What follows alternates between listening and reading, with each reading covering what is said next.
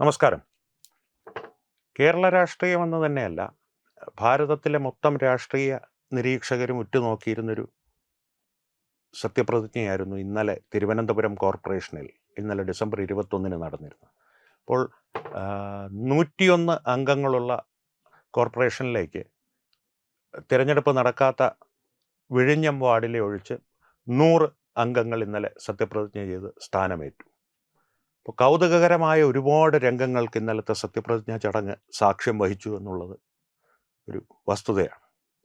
കാരണം ആദ്യത്തെ കൗതുകമെന്ന് പറയുന്നത് എന്തുകൊണ്ട് തിരുവനന്തപുരം കോർപ്പറേഷൻ രാജ്യം മുഴുവൻ ഉറ്റുനോക്കുന്നു എന്നുള്ള കാര്യം എല്ലാവർക്കും അറിയാവുന്ന കാര്യമാണ്. കാരണം 47 വർഷങ്ങളോളം LDF ഭരണം കൈയടക്കി വെച്ചിരുന്ന തിരുവനന്തപുരം നഗരസഭ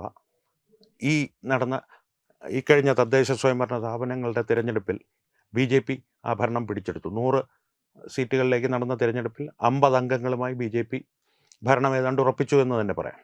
അതുകൊണ്ട് തന്നെ കൗതുകകരമായിരുന്നു അത്.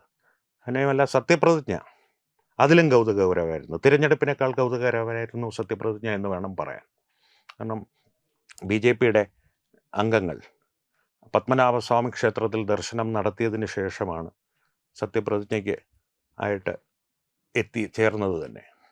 സത്യപ്രതിജ്ഞ നടക്കുമ്പോൾ BJP അംഗങ്ങൾ മാത്രമല്ല, മറ്റ് UDF അംഗങ്ങളും LDF അംഗങ്ങളും ഒക്കെ കൗതുകകരമായ പല കാര്യങ്ങളും ചെയ്യുന്നതിലൂടെ സത്യപ്രതിജ്ഞാ ചടങ്ങിൻ്റെ മാറ്റ് വർദ്ധിപ്പിച്ചു എന്ന് വേണം പറയാൻ. അല്ലെങ്കിൽ സത്യപ്രതിജ്ഞാ ചടങ്ങിലേക്കുള്ളൊരു ജനങ്ങളുടെയും മാധ്യമങ്ങളുടെയും ഒക്കെ ഒരു ആകാംക്ഷയും ശ്രദ്ധയും കൂടുതൽ ആകർഷിച്ചു എന്ന് വേണം പറയാൻ. അല്ലെങ്കിൽ ആകാംക്ഷ വർദ്ധിപ്പിച്ചു, ശ്രദ്ധ ആകർഷിച്ചു എന്ന് വേണം പറയാൻ. ഒന്നാമതായിട്ട് UDFൻ്റെ അംഗമായ മേരി പുഷ്പവും BJP കൗൺസിലറായ ആശാനാഥും സത്യപ്രതിജ്ഞയ്ക്ക് ശേഷം ശരണം വിളികളോടുകൂടിയാണ് വേദിയിൽ നിന്ന് പിൻവാങ്ങിയത്. ശ്രീ ശബരിനാഥ് ആകട്ടെ, മുൻ MLA ആയിരുന്ന ശ്രീ ശബരിനാഥ് ആകട്ടെ, ഭരണഘടനയുടെ ഒരു പതിപ്പ് ഉയർത്തിപ്പിടിച്ചാണ് സത്യപ്രതിജ്ഞ ചെയ്തത്. BJP അംഗമായ ശ്രീ കരമനേജിത്ത് ആകട്ടെ സംസ്കൃതത്തിലാണ് സത്യപ്രതിജ്ഞ ചെയ്തത്. മറ്റൊരു കൗതുകകരമായൊരു വസ്തുത എന്ന് പറയുന്നത്, BJP അംഗങ്ങൾ സത്യപ്രതിജ്ഞയ്ക്ക് ശേഷം ഭാരതാംബയെ പ്രകീർത്തിക്കുന്ന പരമപവിത്രമാവെന്ന് തുടങ്ങുന്ന ഗണഗീതം, RSSൻ്റെ ഗണഗീതം ആലപിച്ചു എന്നുള്ളതാണ്. അപ്പോൾ 29 അംഗങ്ങളുള്ള LDFകാർ അപ്പോൾ അതിനെതിരെ പ്രതിഷേധമൊന്നും ഉയർത്തിയില്ല. പക്ഷേ സത്യപ്രതിജ്ഞാ ചടങ്ങുകൾക്ക് ശേഷം പുറത്തെത്തിയ LDFൻ്റെ നേതാവായ ശ്രീ ദീപക് RSS ഒരു വർഗീയ അജണ്ട തിരുവനന്തപുരം കോർപ്പറേഷനിൽ നടപ്പാക്കാൻ ശ്രമിക്കുന്നതിൻ്റെ ഭാഗമായിട്ടാണ് ഈ ഗണഗീതം അവിടെ ആലപിക്കപ്പെട്ടത്. തിരുവനന്തപുരം കോർപ്പറേഷനെ കാവ്യവൽക്കരിക്കാനുള്ള നടപടികളാണ് ഈ നടന്നുകൊണ്ടിരിക്കുന്നത് എന്ന് ആരോപിക്കുകയും ഈ വർഗീയതയെ ഞങ്ങൾ ചെറുക്കുകയും ചെയ്യും എന്ന് പ്രസ്താവിക്കുകയുണ്ടായി. കേട്ടുനിന്നവരിൽ പലരും, നിങ്ങൾ കണ്ടിട്ടുണ്ടാകും, തത്വമയി ന്യൂസ് ഇന്നലെ ഈ സത്യപ്രതിജ്ഞാ ചടങ്ങുകൾ തത്സമയം തന്നെ സംപ്രേഷണം ചെയ്തിരുന്നു.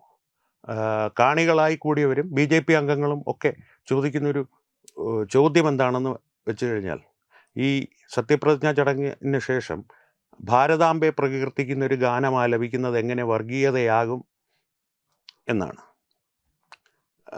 വാസ്തവത്തിൽ ഇനിയുള്ള ദിവസങ്ങളിൽ തിരുവനന്തപുരം കോർപ്പറേഷനിൽ കൂടുതൽ ഉദ്വേഗജനകമായ രംഗങ്ങൾ ഉണ്ടാകുമെന്നുള്ളതിൽ യാതൊരു സംശയവുമില്ല. കാരണം 26-ാം തീയതി മേയർ സ്ഥാനത്തേക്കുള്ള തിരഞ്ഞെടുപ്പ് നടക്കുന്നു. BJP ആരെയാണ് സ്ഥാനാർത്ഥിയായി പ്രഖ്യാപിക്കാൻ പോകുന്നത് എന്നതിനെ സംബന്ധിച്ച് തിരുവനന്തപുരത്തെ ജനങ്ങളും മാധ്യമങ്ങളും ഒരേപോലെ ആകാംക്ഷയോടെ ആണ് കാത്തിരിക്കുന്നത്.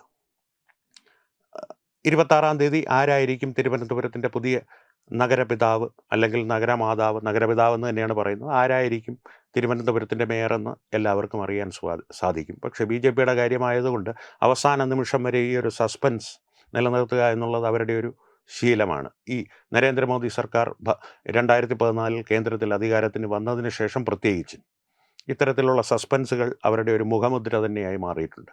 ആരായിരിക്കും മേയർ എന്നുള്ളതൊരു ഉദ്വേഗജനകമായൊരു കാര്യമായി നിലനിൽക്കെ, ആര് മേയറായാലും BJP ഭരിക്കുന്ന ഈ കോർപ്പറേഷനിൽ സംസ്ഥാനം ഭരിക്കുന്ന LDF സർക്കാരും തമ്മിലുള്ളൊരു പോരിന് പല പോർമുഖങ്ങൾ ഇപ്പോൾ തന്നെ തുറന്നു കഴിഞ്ഞു എന്ന് വേണം പറയാൻ.